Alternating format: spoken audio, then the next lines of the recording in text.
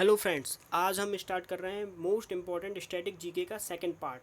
कल मैंने first part complete कर लिया था, आज ये सेकंड पार्ट है। स्टार्ट करते हैं क्वेश्चन। फर्स्ट क्वेश्चन है, लोक चित्रकला मधुबनी किस राज्य में लोकप्रिय है। तो जो लोक चित्रकला मधुबनी है ये बिहार राज्य में लोकप्रिय है, सबको याद रखना है। लोक चित्रकला मधुबनी किस राज्य में प्रसिद्ध है, तो ये बिहार राज्य में प्रसिद्ध है। बिहार के जो मुख्यमंत्री हैं वर्तमान में, याद रखना, बिहार के मुख्यमंत्री हैं नीतीश कुमार तथा यहाँ के राज्यपाल हैं प्रोफेसर गणेशी लाल। ये सब लोगों को याद रखना है। और बिहार की राजधानी क्या है, पटना है। और पटना वर्तमान में गंगा नदी के किनारे बसा हुआ एक प्रसिद्ध शहर है।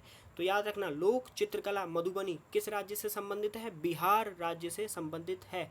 अगला प्रश्न, कशीदाकारी तथा चिकनकारी शैली के लिए कौन सा जिला प्रसिद्ध है। तो कसीदाकारी तथा चिकनकारी जो कला शैली है इसके लिए लखनऊ शहर प्रसिद्ध है। कसीदाकारी चिकनकारी कला के लिए कौन सा शहर, लखनऊ शहर प्रसिद्ध है। ये जो लखनऊ है ये उत्तर प्रदेश की वर्तमान में राजधानी है। यहाँ के मुख्यमंत्री हैं वर्तमान में योगी आदित्यनाथ और यहाँ की राज्यपाल हैं आनंदीबेन पटेल। यहाँ पर उत्तर प्रदेश में वर्तमान में सबसे ज़्यादा विधानसभा सीटें 404 हैं तथा लोकसभा सीटें 80 हैं तथा राज्यसभा सीटें 31 हैं। हमको याद रखना है, सबसे ज़्यादा विधानसभा और लोकसभा सीटें और राज्यसभा सीटें कहाँ पर हैं, उत्तर प्रदेश में हैं। अगला प्रश्न, प्रदोष दास गुप्ता किस क्षेत्र में ख्याति प्राप्त व्यक्ति हैं। तो जो प्रदोष दास गुप्ता हैं ये मूर्ति कला में ख्याति प्राप्त व्यक्ति हैं, ये याद रखना है हमको। प्रदोष दास गुप्ता किस कला में, मूर्ति कला में। अन्य प्रसिद्ध व्यक्ति की बात करें तो राम वंजी सुतार एक प्रसिद्ध मूर्तिकार हैं। ये स्टैच्यू ऑफ यूनिटी के निर्माणकर्ता के रूप में भी जाने जाते हैं। इन्होंने ही स्टैच्यू ऑफ यूनिटी को बनाया था जिसका डिज़ाइन तैयार किया गया था राम वंजी सुतार के द्वारा। ये विश्व की सबसे ऊंची मूर्ति है जिसकी ऊंचाई लगभग 182 मीटर है और ये गुजरात राज्य में स्थित है, ये हमको याद रखना है। स्टैच्यू ऑफ यूनिटी विश्व की सबसे ऊंची मूर्ति। प्रदोष दास गुप्ता किस क्षेत्र में ख्याति प्राप्त व्यक्ति हैं, मूर्ति कला में। अगला प्रश्न है, सुई सिनी लोक नृत्य किस राज्य से संबंधित है। तो जो सुई सिनी लोक नृत्य है ये राजस्थान राज्य से संबंधित है। सुई सिनी लोक नृत्य किस राज्य से संबंधित है, तो ये राजस्थान राज्य से संबंधित है सुई सिनी लोक नृत्य। अगला प्रश्न, प्रसिद्ध फारसी उत्सव नौरोज का प्रवर्तन किसके द्वारा किया गया था। तो प्रसिद्ध फारसी उत्सव जो नौरोज का प्रवर्तन जो है बलबन के द्वारा किया गया था। ये एक पारसी त्यौहार है जो पारसी लोगों के द्वारा मनाया जाता है, नौरोज। ठीक है, इसकी शुरुआत बलबन ने की थी और जो बलबन था एक गुलाम वंश का प्रसिद्ध शासक था। इसने शासन किया 1266 से 1286 ईस्वी तक। गुलाम वंश का संस्थापक कुतुबुद्दीन ऐबक था जिसने अपनी राजधानी लाहौर बनाई थी, याद रखना। बलबन के अन्य कार्यों में इसने सिजदा तथा पैबोस की प्रथा को शुरू करवाया। सिजदा तथा पैबोस की प्रथा किसके द्वारा शुरू की गई, तो ये प्रथा बलबन के द्वारा शुरू कराई गई थी। दोबारा, प्रसिद्ध फारसी उत्सव नौरोज का प्रवर्तन किसने किया, तो ये किया बलबन के द्वारा। अगला प्रश्न है, किस राज्य की आधिकारिक भाषा कोक बोरोक है। तो याद रखना, जो कोक बोरोक आधिकारिक भाषा है त्रिपुरा राज्य की। कोक बोरोक किसकी आधिकारिक भाषा है, त्रिपुरा राज्य की आधिकारिक भाषा है। ये जो त्रिपुरा राज्य है ये 3 ओर से बांग्लादेश से घिरा हुआ राज्य है। त्रिपुरा 3 ओर से बांग्लादेश से घिरा हुआ राज्य है और यहाँ से कर्क रेखा होकर गुजरती है, त्रिपुरा से होकर। ये जो कर्क रेखा है ये भारत के 8 राज्यों से होकर गुजरती है और याद रखना ये 23.5 डिग्री उत्तरी अक्षांश पर स्थित है कर्क रेखा। ये भारत के 8 राज्यों से होकर गुजरती है। अगला प्रश्न है, बुल रनिंग फेस्टिवल किस देश में मनाया जाता है।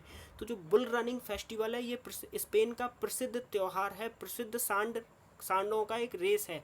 याद रखना, बुल रनिंग फेस्टिवल सांडों की एक रेस है जो अभी वर्तमान में कैंसिल कर दी गई है कोरोना वायरस के कारण। तो बुल रनिंग फेस्टिवल किस देश में मनाया जाता है, स्पेन में। अगला, स्पेन कहाँ पर स्थित है, स्पेन यूरोप महाद्वीप में स्थित एक देश है। यहाँ की राजधानी मैड्रिड है, मुद्रा यूरो है तथा यहाँ के प्रधानमंत्री कौन है, पेड्रो सांचेज। तो याद रखना, बुल रनिंग फेस्टिवल कहाँ मनाया जाता है, स्पेन में। अगला, तमिलनाडु की जल संचयन प्रणाली को किस नाम से जाना जाता है। तो जो तमिलनाडु की जल संचयन प्रणाली है उसको जाना जाता है एरीज के नाम से। तमिलनाडु की जल संचयन प्रणाली यानी पानी को इकट्ठा करने की एक तकनीक है जिसको हम एरीज के नाम से जानते हैं। ये भारत की सबसे प्राचीन जल संचयन प्रणाली है, यानी पानी को इकट्ठा करने की एक तकनीक है। याद रखना, जो हमारा जल प्रदूषण एवं निवारण एवं नियंत्रण अधिनियम है वो 1974 में पारित किया गया था पानी को स्वच्छ बनाने के लिए, और जो गंगा एक्शन प्लान है वो लाया गया था 1985 में। याद रखना, दोनों इंपॉर्टेंट क्वेश्चन हैं। जल प्रदूषण निवारण एवं नियंत्रण अधिनियम 1974 में, और गंगा एक्शन प्लान GAP के नाम से जिसे जाना जाता है उसको लाया गया 1985 में। तो प्रश्न दोबारा, तमिलनाडु की जल संचयन प्रणाली किस नाम से जानी जाती है? तो इसको जाना जाता है एरीज के नाम से। अगला, महिलाओं की पारंपरिक पोशाक पानो भाजू किस राज्य में है? तो याद रखना, महिलाओं की पारंपरिक पोशाक जो है पानो भाजू, ये गोवा राज्य से संबंधित है। याद रखना, गोवा जो भारत क्षेत्रफल में भारत का सबसे छोटा राज्य है, और ये 2 राज्यों से घिरा हुआ है। एक है महाराष्ट्र तथा नीचे की तरफ है कर्नाटक। ये 2 राज्यों से घिरा हुआ राज्य और भारत का सबसे छोटा राज्य है। अगला प्रश्न, किस पुस्तक में यूनानी यात्री द्वारा लिखित भारतीय समुद्र पर स्थित बंदरगाहों का सूचीबद्ध विवरण दिया गया था? याद रखना, जो यूनानी यात्री द्वारा ये पुस्तक लिखित थी, पेरिप्लस ऑफ इरीथ्रियन सी, ये यूनानी यात्री द्वारा लिखी थी, और इस पर जो भारतीय बंदरगाह थे उनकी पूरी एक सूची दी गई थी। इसके लेखक अज्ञात हैं, और ये प्रथम शताब्दी में लिखी गई पुस्तक थी, इसका कोई लेखक नहीं है। अगला प्रश्न है, किस अभिनय कला में मिझाबू प्रमुख वाद्य यंत्र है? एक कला है कुडियाट्टम। कौन सी कला है? कुडियाट्टम। इसमें प्रमुख वाद्य यंत्र किसको कहा जाता है? मिझापू को। किस अभिनय कला में मिझापू प्रमुख वाद्य यंत्र है? तो कुडियाट्टम में। कुडियाट्टम कहाँ की कला है? केरल की है। याद रखना, केरल के मुख्यमंत्री हैं पिनराई विजयन, केरल की राजधानी है तिरुवनंतपुरम, तथा केरल के जो राज्यपाल हैं वो हैं वर्तमान में मोहम्मद आरिफ खान। तो याद रखना, जो मिझाबू प्रमुख वाद्य यंत्र है वो किस राज्य में है? किस राज्य में है? कुडियाट्टम कला में है। अगला, फैनी के लिए भौगोलिक संकेतक किस राज्य को दिया गया है? तो फैनी के लिए भौगोलिक संकेतक GI टैग जो है गोवा राज्य को दिया गया है, फैनी के लिए भौगोलिक संकेतक।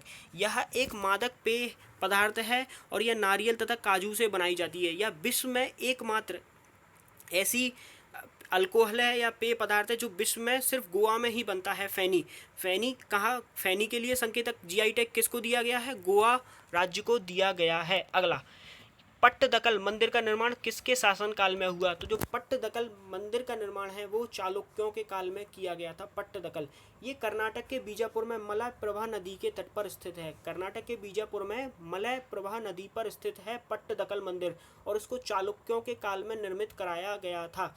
अगला, भारत रत्न से सम्मानित प्रथम संगीतकार कौन है? तो भारत रत्न से सम्मानित प्रथम संगीतकार कौन थी? MS सुब्बुलक्ष्मी। इनको भारत रत्न से सम्मानित किया गया था, ये प्रथम संगीतकार थी। याद रखना, भारत रत्न की शुरुआत 2 जनवरी 1954 को की गई थी। हमारे भारत के प्रथम राष्ट्रपति श्री डॉक्टर राजेंद्र प्रसाद द्वारा की गई थी भारत रत्न की शुरुआत। यह भारत का एक सर्वोच्च सम्मान नागरिक सम्मान है।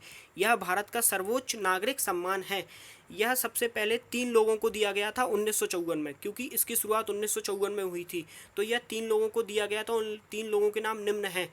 पहले थे डॉक्टर सर्वपल्ली राधाकृष्णन, दूसरे चक्रवर्ती राजगोपालाचारी, और तीसरे थे चंद्रशेखर वेंकट रमन। इन 3 लोगों को सबसे पहले भारत रत्न दिया गया था।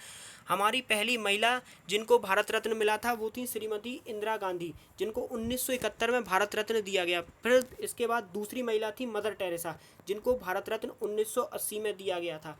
इससे पहले मदर टेरेसा को 1979 में नोबेल पुरस्कार दिया जा चुका था।